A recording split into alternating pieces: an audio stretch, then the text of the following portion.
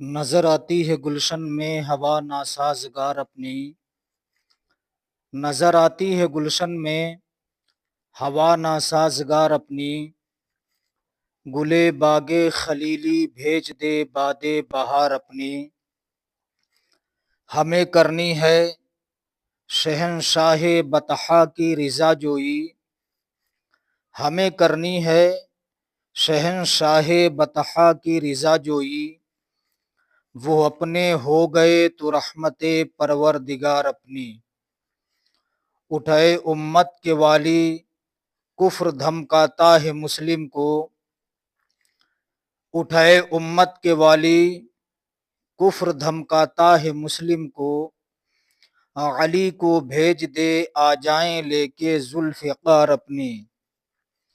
حضرات، علی کا گھر بھی وہ گھر ہے کہ جس گھر کا ہر ایک بچہ جہاں پیدا ہوا شیر خدا معلوم ہوتا ہے۔ آقا کریم صلی اللہ علیہ وسلم کے اہل بیت کا اخلاق و کردار دیکھیے۔ اہل بیت کیا ہیں؟ بیدم یہی تو پانچ ہیں مقصود کائنات، بیدم یہی تو پانچ ہیں مقصود کائنات، خیر النساء حسین و حسن مصطفیٰ علی۔ حضرت امام حسین رضی اللہ تعالیٰ عنہ کی شہادت کے بعد مختار ثقفی کی حکومت آتی ہے۔ مختار ثقفی نے قاتلان حسین کا چن چن کے بدلہ لیا۔ جو بھی میدان کربلا میں امام علی مقام رضی اللہ تعالیٰ عنہ کو شہید کرنے کے لیے گئے تھے، مختار ثقفی نے چن چن کے قاتلان حسین کا بدلہ لیا۔ شمر لعین جس نے امام حسین رضی اللہ تعالیٰ عنہ کا سر پاک تن سے جدا کیا تھا، جب شمر لعین کو معلوم چلا تو شمر نے سوچا اب کیا جائے۔ اگر میں مختار کے ہاتھوں میں آ گیا تو مجھے قتل کر دیا جائے گا۔ شمر لعین سوچتا ہے کدھر جاؤں؟ اس نے اپنے دل میں فیصلہ کیا کہ ہم کوفہ کو چھوڑ کے کہیں باہر چلے جائیں۔ چنانچہ شمر لعین رات کے وقت کوفہ سے نکلا، سفر کرتا رہا، کئی مہینوں تک متواتر سفر کیا۔ سفر کرتے کرتے مدینہ شریف پہنچتا ہے۔ کئی روز کا بھوکا تھا، کئی دنوں کا پیاسا تھا۔ شمر نے مدینہ شریف کے لوگوں سے معلومات کی اور پوچھا، یہ بتائیے کیا کوئی یہاں بھوکوں کو کھانا نہیں کھلاتا ہے؟ مدینہ شریف کے لوگوں نے کہا، ہاں، امام حسین کے بیٹے حضرت زین العابدین جو میدان کربلا سے واپس ہوئے، انہوں نے ایک کھانے کا انتظام کیا، ایک لنگر کا انتظام و انصرام کیا ہے۔ اس لنگر کا نام لنگر حسینی رکھا ہے۔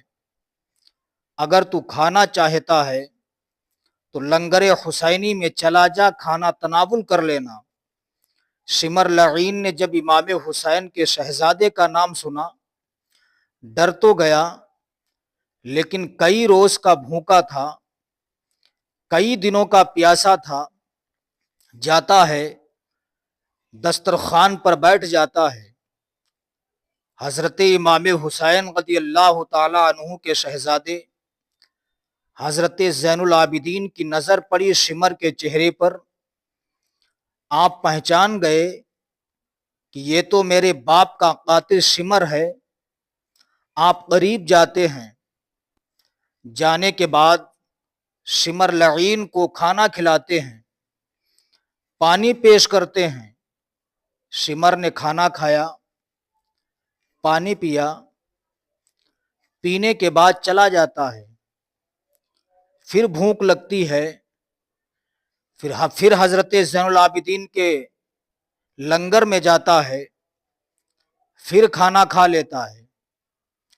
کئی روز تک مدینہ شریف میں رکتا ہے، کوفہ کے حالات بھی معلوم کرتا ہے۔ جب شمر کو معلوم چل گیا کوفہ کے حالات درست ہو گئے ہیں، کوفہ کے حالات صحیح و سالم ہو گئے ہیں، پھر اس نے سوچا لاؤ لنگر حسینی میں جاؤں، کھانا کھا لوں، پھر کوفہ چلا جاؤں۔ اس لیے کوفہ کے حالات درست ہو گئے ہیں۔ یہ شخص پھر گیا، جانے کے بعد حضرت امام حسین کے شہزادے حضرت زین العابدین نے اسے کھانا کھلایا۔ جب یہ چلنے لگتا ہے، حضرت زین العابدین کے قریب گیا، جانے کے بعد کہتا ہے مجھے اپنے وطن جانا ہے، میں اپنے شہر جا رہا ہوں۔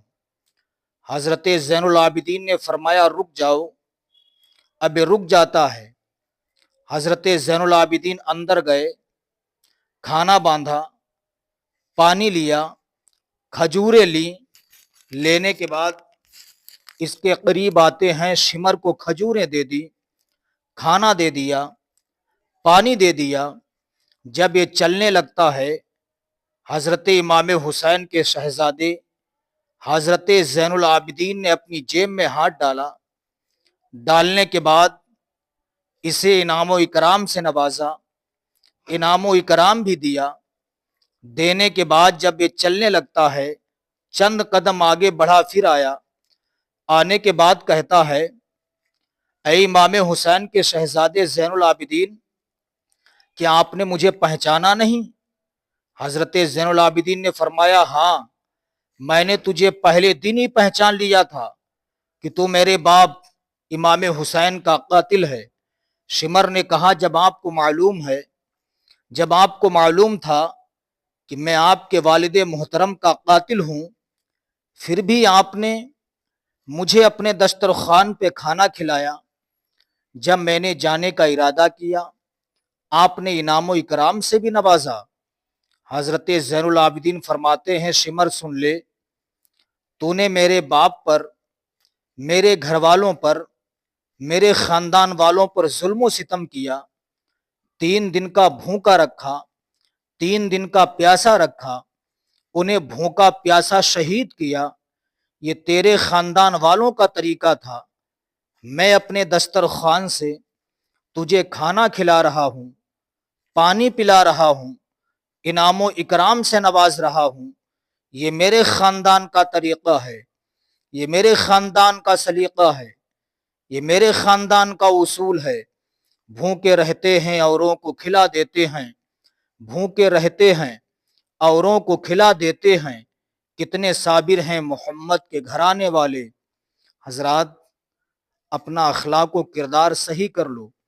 پاس پڑوس میں، محلے میں یہ دیکھ لیا کرو کس کے گھر کھانا بنا ہے، کس کے گھر کھانا نہیں بنا ہے۔ بھوکوں کو کھانا کھلاؤ، یتیموں کو کھانا کھلاؤ، بیواؤں کی مدد کیا کرو، بھوکوں کو اپنے دسترخوان پر بلایا کرو۔ اگر تمہارے دسترخوان پر غریب آ کر کے کھانا کھائیں گے تو اللہ تعالی تمہارے کاروبار میں برکتیں عطا فرمائے گا۔